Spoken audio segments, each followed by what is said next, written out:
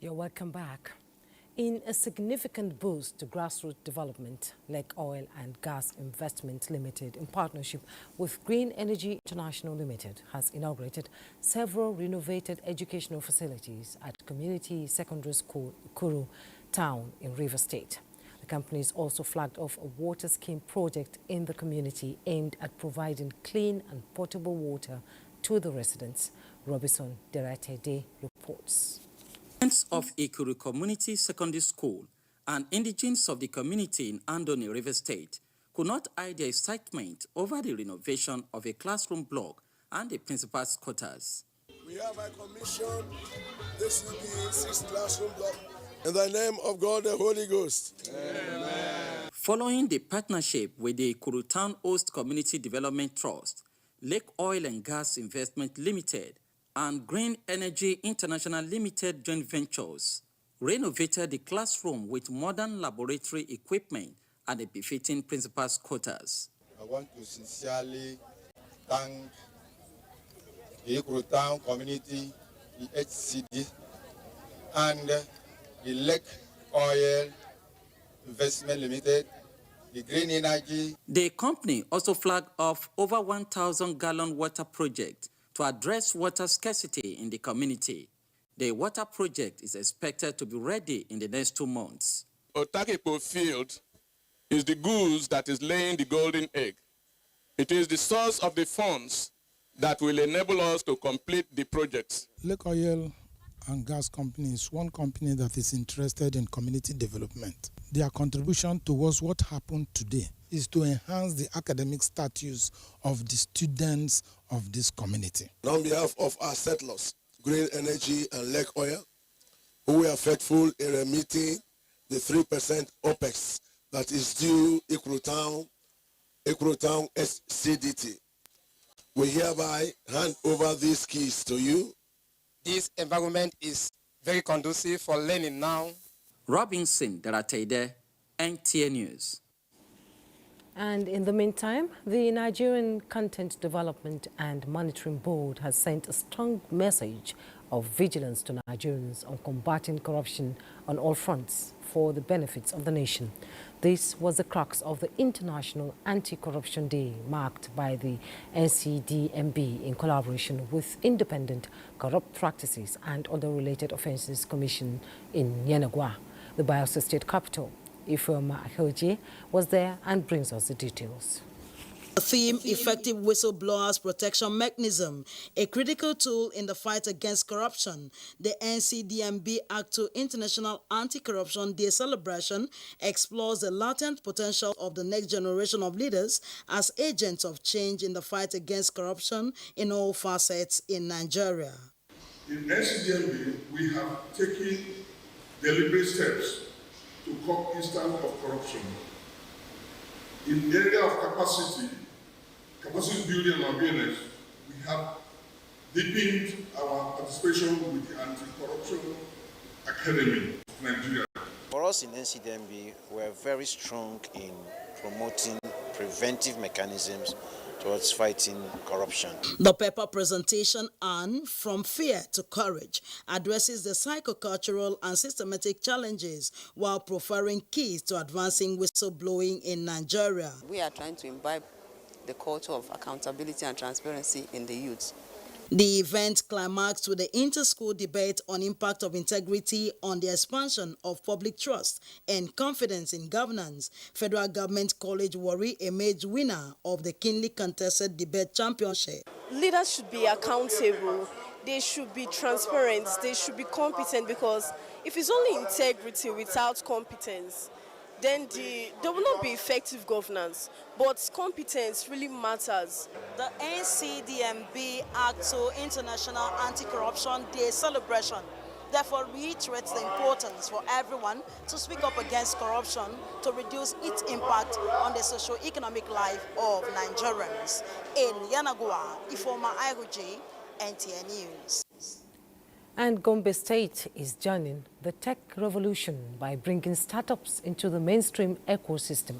The state hopes to leverage opportunities arising from the Nigeria Startup Act 2022, which provides incentives for tech businesses to flourish. Emmanuel Akila reports that the state government is already making moves to domesticate the act, beginning with a workshop to appraise the potential of growth for startups in the state. Avalanche of startups in every nook and cranny of Gombe State. They provide technology-enabled services but lack the regulations that would expose them to the opportunities in the global market space. The workshop in Gombe brings lawmakers and the relevant government agencies to meet the startups to facilitate domestication of the act in the state. The legislative app will do everything possible to harness the potential in our youth so that the youth will be productive. Every year we turn out 2,500 graduates in Gombe State University alone. So this is going to help tremendously in reducing youth unemployment in our society. The startup ecosystem is a world of opportunities for creative minds. I hope to see a Gombe State where youths are digitally empowered. We are actually happy because it's going to create an enabling environment for us. The resource persons see Gombe State as a fertile ground for startup hub. Federal government can't employ everybody. So the best form of employment is to have young graduates being given kind of knowledge that will make them to be job creators rather than job seekers. Anyone that has any idea that starts doing something about it is a startup. So it's for everyone. In Gombe, Emmanuel Akila, NTA News.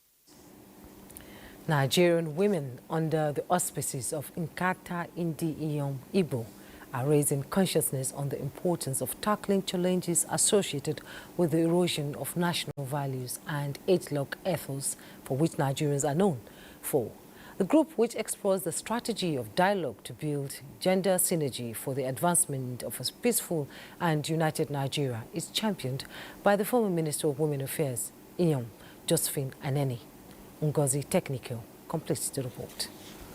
Nkata Ndi Igbo, known as dialogue among Igbo women, initially designed to awaken the resolute stance of Igbo women to bridge leadership gaps that may inhibit their overall well-being and those of their children. Originally centered on Igbo women and issues around them, today Nkata Ndi Igbo widens its horizon to all gender from across the Federation.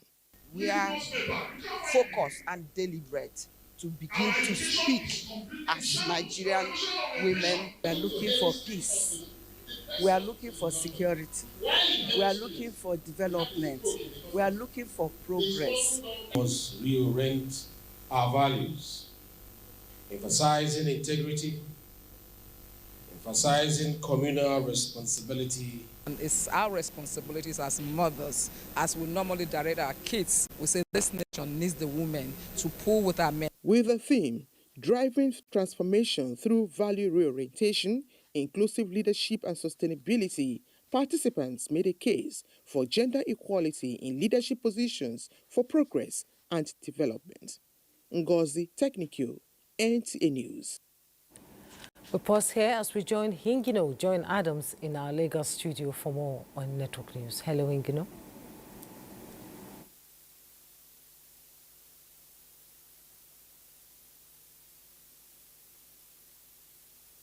Thank you, Jummai, and welcome to Lagos. In improving logistical needs and mitigating challenges that may occur during military operations, Nigerian Army School of Logistics has concluded a training exercise for different armed forces formation on logistics management. Lanre Belay was at the final exercise and now reports. Logistics has always been the lifeline of all military theater operations, especially in the days of asymmetric warfare. The need for the nation's armed forces to initiate trainings that are strategic and sustainable in various fields of operation have become imperative. This informed the Nigerian Army to always update its rank and file on the latest mode of logistics operation that ensures supplies continue seamlessly from the theater commands to soldiers at various fronts. The model before us is the general area we shall be operating on. This simulation is important to the trainings of these officers because it demonstrates to the top brass on the inspection tour how they've grasped their newly acquired knowledge. What I've seen, the students have actually translated their classroom knowledge to the field. Areas of bringing together the tactical parts of their training, looking at the requirements of logistics to deliver maximum output on our adversary. It is a 10-day training exercise tagged Udiana Ubak. It's the first combined exercise for Army officers in logistics management. In Lagos, Larry Bilayi, NTA News. Away from security, since its inception, the first indigenous telecommunications network in Nigeria, Globacom, has been spreading unlimited happiness to its numerous subscribers through the company's giveaway promos nationwide. Adejumobi, a businessman and engineer, emerged winner of a brand new Land Cruiser Prado, while other subscribers took home mouth-watering gifts. Lynn Leneke reports. Ayobami Adejumo, a civil engineer. Christmas came early as he officially received the star prize of the latest Land Cruiser Prado in the ongoing Globacom's customer reward promo, tagged Festival of Joy. He expressed gratitude to the entire Glo team for the kind gesture and life-changing opportunity. The Deputy Governor of Lagos State, Obafemi Hamzat, who presented the star prize, lauded Globacom for its pioneering leadership in the market and for always distinguishing itself as the industry pace-setter since inception. We must thank you for this. I just pray that next year will be bigger. Things are tough globally, and this is to receive thanks. So we must thank you and God continue to bless us and everybody here. Globacom encouraged other subscribers to be part of the promo by dialing *611# and recharge their Glo lines to benefit from the various prizes available. Customers are required to recharge up to 100,000 naira cumulatively during the promo period to qualify for the draw for the Prado Jeep. 50,000 naira cumulative recharge for Kia Picanto, 10,000 naira in a month for Keke Napep, and 5,000 total recharge in a month to Wind Generator. Other winners took home mouth-watering gifts ranging from sewing machines, power generating sets, and milling machines, among other things. Today is very special because yesterday when I was called upon, me too, I was doubting that could this be real? But at the end of the day, it was real. I'm feeling superb. I'm feeling elated to win this Toyota Prado Jeep today. Extremely happy. And with this, I believe things will continue to turn around for me and my family. I'm a single mother. It will do a lot of things in my family because I'm a trader. It will help my business. Glo brand ambassadors were on ground to spice up the event. This brand has always been family to me in the last over a decade. And they keep making me proud the way they support their subscribers and take care of their community. Of Joy promo, which commenced October 2024, the management of Globacom says is still open to all eligible Glo subscribers till January 2025. In Lagos, Lane Lenake, NTA News. Those are the reports from Lagos. The news will be back after this break. You're welcome back. Time now to join Benny Adams for business news. Hello, Benny. Who are the losers and gainers as the fourth quarter rounds up? Begins to round up. Jumai, it's been a fluctuating market, but we'll start with the revenue first. Amid rallying support for the ongoing tax reform bills at the National Assembly, staff of the Federal Inland Revenue Service say attainment of 19.4 trillion naira from a 12.3 trillion target and still counting is a feat Nigerians should celebrate for the sake of economic growth. They say the exemplary leadership of the management led by Zak Adedeji is responsible for the feat and are poised to doing more.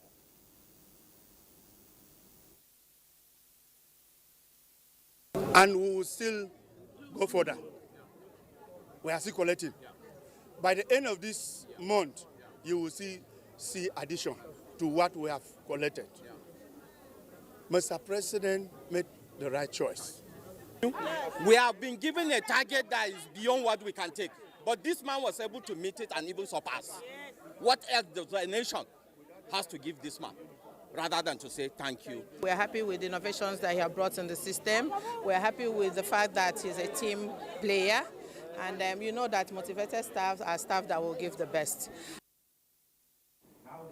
Exceeded its 2023 revenue target of 11.55 trillion naira, collecting 12.36 trillion at the end of 2023. And in Q1 2024, again achieved 3.94 trillion, representing a 56% increase compared to the same period in the previous year, and now a 19.4 trillion before the end of the year.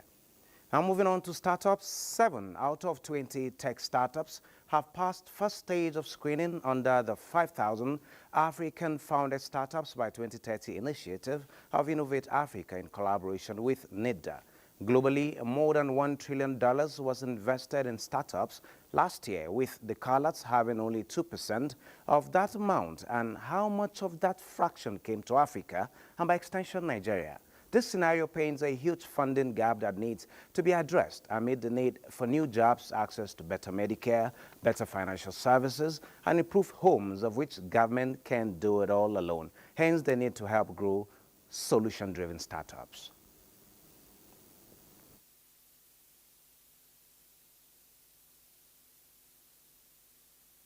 You know, an investor has metrics they look at. They look at things like, okay, where's your market? How fast can your market grow? How scalable are you? What's your revenue model?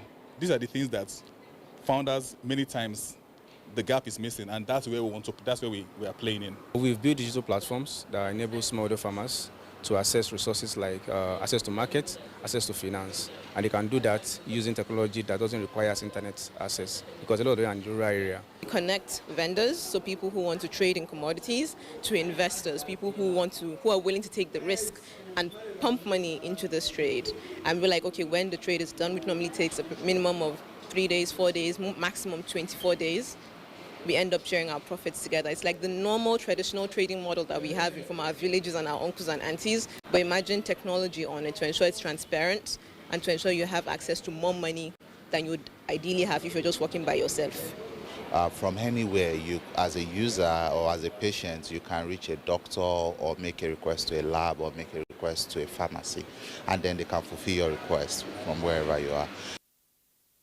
Now look at the equities market. Equities slashed a part of yesterday's gains, down 0.06% as investors lost 36.90 billion naira. And looking at the numbers from 0.48% yesterday appreciation, we are down to 0.06%, moving our all-share index from 98,174.99% to 114.11%. Number of deals, well, we've gone down from 9,420 to 8,495. And looking at the volume of shares, yesterday we had lesser volume of shares traded, but today we have more, about 200. A number of shares have gone up. Now, yes, for the value, we have 19.9 yesterday and 12.8. Now, all of that just goes to show how the market is fluctuating, and the market breadth closed, though positively, around 0.25%, as against 0.35% yesterday, with 34 gainers against 16 losers, and 72 equities actually remained unchanged. And looking at the top trades, we have the industries coming up stronger. The industries champion coming tops, Fidelity followed, and GTCO followed. Well, this is it on business. Jumai, thank you, Benny. Yeah, sure. Moving on, the National Commission for Refugees, Migrants and Internally Displaced Persons has expressed Nigeria's readiness to host the Rabat process in 2025. The Euro-African Dialogue on Migration and Development, commonly referred to as the Rabat process, is an intergovernmental migration dialogue bringing together Central African, West African, North African and European countries and organizations for the advancement of migration governance. Ruth Agwele reports. Nigeria, as a destination and transit country for migrants, the burden of internal migration and irregular migration continues to pose challenge for the nation. This delegation from the International Center for Migration Policy Development is here in Nigeria to assess how Nigeria is faring with migration management ahead of its chairing of the Rabat process in 2025, a high-level meeting for Euro-African dialogue on migration that brings together 57 countries to address challenges, promote inclusive approaches, and exchange best practices for migration management. What we will do together is really to further promote regular migration, to prevent irregular migration, and also to further enhance, because it's key, the link between migration and development. Yeah, is at every moment ready in the advancement of migration governance. This is one of the key issues that is burning, with a view to see that certain policies were being put in place so that we curb this issue of irregular migration. As the Commission expressed Nigeria's readiness to host the next Rabat process, a feat that puts the nation on an advantage to upscale commitment on the national migration policy for sustainable development. In Abuja, Ruth Aguwele, NTA News. President Bola Ahmed Tinubu has congratulated Chief Chris Olufiminola Okunowo and his wife Erelu Morani Keji Okunowo on their investiture as Asiwaju Onigbagbo Akele Ijebu and Yeye Asiwaju Onigbagbo Akele Ijebu. The Christian Association of Nigeria, CAN, is to confer the prestigious title on the couple on Saturday, December 7th, 2024. President Tinubu appreciates the Christian Association of Nigeria for recognizing their decade-long dedication to advancing the work of God and humanity across Ijebu land. The president acknowledges that the esteemed title conferred upon them has its influence extended to the entire Ijebu land. This honor coincides with the couple's 50th wedding anniversary and Chief Okunowo's 77th birthday. In the same vein, President Tinubu extends his heartfelt congratulations to Abdul Kabir Adisa Aliu, the founder and CEO of Metrics Energy Group, as he marks the 50th birthday. The president notes that this significant milestone not only commemorates Abdul Kabir's personal journey, but also highlights his remarkable contributions to the energy sector. President Tinubu, in a statement by his special advisor on media and strategy, Bayo Onanaga, commends Abdul Kabir for his transformative role in Nigeria's energy landscape and his unwavering commitment to economic progress. He wished the member of the Presidential Economic Coordination Council continued success, robust health, and personal fulfillment in the coming years. Now to some political stories. The Board of Trustees of the People's Democratic Party has expressed displeasure over the National Working Committee's inability to convene a National Executive Committee meeting as previously scheduled for 28 November 2024. Chairman of the board and former President of the Senate, Adolphus Wagbara, during the board meeting at the National Secretariat of the party in Abuja, emphasized that the emergency meeting aims at resolving internal party issues and planning for future electoral engagements. Correspondent Timothy Yusuf reports. It's an emergency meeting of the members of the PDP Board of Trustees to reaffirm commitment to democratic principles and internal cohesion. Chairman of the board, Senator Adolphus Wabara, on behalf of members, expressed disappointment at the continued shifting by the National Working Committee in convening a National Executive Committee meeting, highlighting the critical role of the NEC as platform for decision-making and unity within the party. The BOT called on the leaders of the North Central Zone to immediately convene a meeting of North Central stakeholders with a view to nominating a replacement for former National Chairman Senator Yocha Ayu. We urge the NWC to rise to the occasion, demonstrating leadership and responsibility by making sure that the time fixed next year, February, to convene the NEC meeting is adhered to. The BOT chairman criticized the delay in convening NEC meeting not only as a breach of trust, but also as a potential catalyst for discord within the PDP, re-emphasizing the importance of adhering to the party's constitution and the timeliness set for such meetings. In a move towards reconciliation, BOT announced the board's intention to revisit former Governor Nyesom Wike in the new year, aiming to mend fences and foster lasting peace within the party. Timothy Yusuf, NTA News. We pause for another break. We'll be right back. Hello, and Bade is standing by with latest reports in the world of sports. Hello, Bade, let's get it. All right, straight to it, Jumai. Defending champions Manchester City have been grouped with Juventus for the 2025 FIFA Club World Cup, while Chelsea will compete alongside Flamengo. In their Group G opener, City will also face UAE's Al Ain and the Moroccan team Wydad AC. Chelsea will go up against Esperance Sportive de Tunis in Group D, in addition to Flamengo, and will kick off their Club World Cup journey against Mexican side Club Leon. The new look Club World Cup will feature 32 teams and will be played every 4 years from the summer of 2025.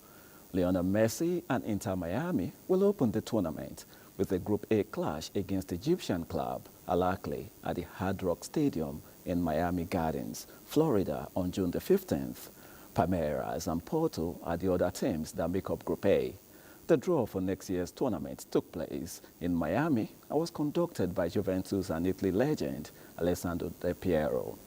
The new Club World Cup trophy was revealed for the first time by FIFA President Gianni Infantino and former Brazilian striker Ronaldo prior to the draw.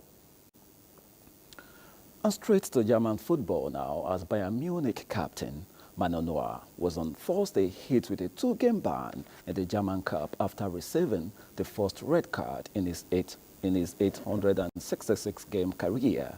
Neuer was sent off in the 17th minute of the defeat to Bayer Leverkusen in the last 16 as the 38-year-old goalkeeper rushed out of his goal and collided with an advancing Jeremy Frimpong. With Bayern reduced to 10 men, Leverkusen won 1-0 thanks to a second-half goal from Nathan Taylor. A German FA disciplinary committee said on Thursday that the 2-match ban was the usual penalty for preventing an obvious goal-scoring opportunity for a foul without a goal being scored. The 2014 World Cup winning goalkeeper apologized to his teammates for the red card on social media after the defeat. With Bayern out of the competition, Neuer would not serve the ban until next season's German Cup or Super Cup. Neuer's contract at Bayern expires at the end of the current season, meaning he would avoid the ban should he retire or leave German football. And that's our beat on sports tonight. Let's now return to Joanne for the rest of the news. Indeed, but there's so much happening in the world of sport. Thank you so much. And that's it on NTA Network News tonight. Thanks so much for watching. I am Jumai Yusuf.